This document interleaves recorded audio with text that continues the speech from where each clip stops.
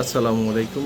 সবাই কেমন আছেন? আশা করি সবাই ভালো আছেন। আজকে আপনাদের সাথে আসলে একটা বিষয়ে একটু কথা বলতে আসছি। এই বিষয়টা আমাদের প্রত্যেকটা মানুষের সাথে সবসময় হয়ে থাকে, সবসময় জড়িত। আসলে আমার আপনার ঠিকানাটা কোথায়? আমরা যারা মুসলমান, আমাদের মুসলিমদের শেষ ঠিকানাটা কোথায়? সেটা হচ্ছে ৩.৫ হাত মাটি, ৩.৫ হাত জায়গা। এই ৩.৫ হাত জায়গার জন্য আপনি আমি দুনিয়াতে কি করছি? আজকে দেখেন আপনার পূর্বপুরুষ যারা আছে, আপনার বাবার বাবা, বাবার বাবা, তারপরে আপনার দাদার বাবা, তারপরে ওনার বাবার বাবা, ওনারা কোথায় ছিলেন, কি করছেন? ওনারা একসময় সম্পত্তির জন্য, টাকার জন্য, বেঁচে থাকার জন্য কত কিছু করছেন। আজকে তারা কোথায়? তাদের জমানো সম্পত্তি, তাদের রেখে যাওয়া সম্পত্তি নিয়ে আজকে আপনি কি করছেন, আমি কি করছি?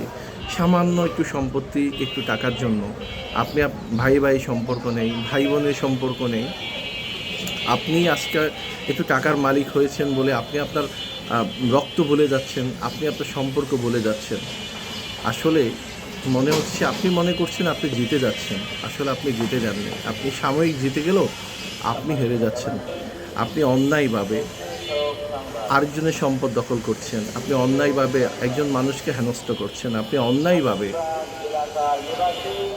অন্যের জায়গায় আপনি নিজের রাজপ্রাসাদ তৈরি করছেন, আপনি অন্যায়ভাবে আরেকজনকে হিংসে করছেন, আপনি অন্যায়ভাবে আরেকজনের জিনিসপত্র অপচয় করছেন। আসলে দিন শেষে আপনি কি জিতে যাচ্ছেন? আপনি আমি আগামী হয়তো কত বছর বাঁচব? 10 বছর, 20 বছর, 30 বছর, 40 বছর। এরপরে আপনি কোথায় থাকবেন, আমি কোথায় থাকব? কিন্তু এই রাজপ্রাসাদও পড়ে থাকবে, জায়গাও পড়ে থাকবে, এই সম্পদও পড়ে থাকবে, কোনো কিছু আপনার কাজে লাগবে না। তো এইসব না করে আত্মীয় স্বজন, রক্তের সাথে সুন্দর করে সম্পর্ক তৈরি করে বেঁচে থাকা হাসি আনন্দের মধ্যে মনে হয় সার্থকতা। এছাড়া মনে হয় না এই ক্ষুদ্র জীবনে আপনি কি পেয়েছেন। আজকে আপনি চিন্তা করে দেখেন আপনাকে কতজন মানুষ চেনে।